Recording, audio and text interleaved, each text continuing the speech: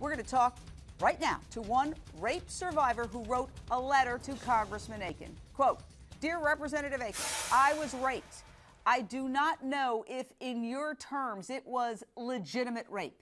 Yes, I cried hysterically. Yes, I fought until my body ached. And yes, I changed afterward in ways I could not ever imagine." Again, very honored to have with me tonight Shauna Pruitt. You became pregnant after you were raped. Your daughter, your beautiful daughter, is now 7 years old, and there you are in a picture together. Why did you write this letter, Shauna, to Congressman Akin? I was absolutely outraged when I heard his comments. Women who are raped face absolute shame in this society. From the moment that you dare utter the words rape, you are judged by police, by prosecutors, even by legislators. And now women like me are in a position of being judged yet again. This time I have to try to convince people that I was raped because I became pregnant from that rape. It's just ridiculous, and it's creating such an uphill battle for women in positions like me in order to rectify these problems.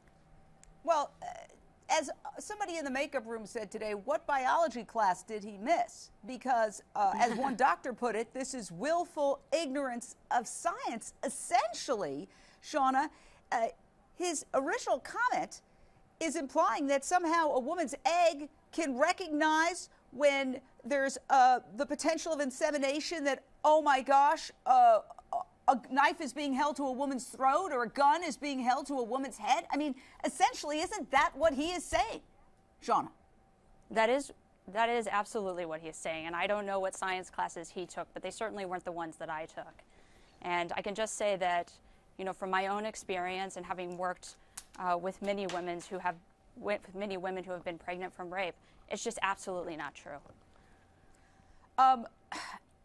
After this uproar over his comment, Congressman Akin began backtracking, saying he was actually talking about, quote, forcible rape and not, quote, legitimate rape. Did he add insult to injury? Listen to this as he's backtracking. What did you mean by legitimate rape? Were you attempting to say forcible rape, or was that just, where did that come from? Well, yeah, I was talking about forcible rape, and it was absolutely the wrong word. Yeah. But you do realize, I mean, there are rapes that result in pregnancy. That's right. I know that, and in fact, I have known people who've been raped. I don't know any who have been raped and it turned out to be in pregnancy, but I know that happens too. Unbelievable. Again, at least 32,000 women every year. You just heard from one very courageous woman who's speaking out, become pregnant as a result of being raped. And now this comment, as he's backtracking, saying, well, I was talking about forcible rape. Laura Dunn, you survived sexual assault on a college campus. Is he essentially saying now, well, forcible rape, I was talking about forcible rape, rape, not that other kind of rape? Yes, I think anytime you qualify rape, you're making a very dangerous statement. And forcible is just as much as a misnomer as saying legitimate. It really isn't acknowledging the majority of rapes, which happen with acquaintances, with partners, on dates, or with someone you know. And he's just trying to limit it to individuals that are using violence, who are often strangers, and that just isn't the majority of rape cases. And for him to ignore those, and he has done this elsewhere in his legislative policies, just ignoring significant amounts of victims. This man has no business running for office. He needs to resign, and he needs to really check himself, because he is offending victims like me and others throughout the country.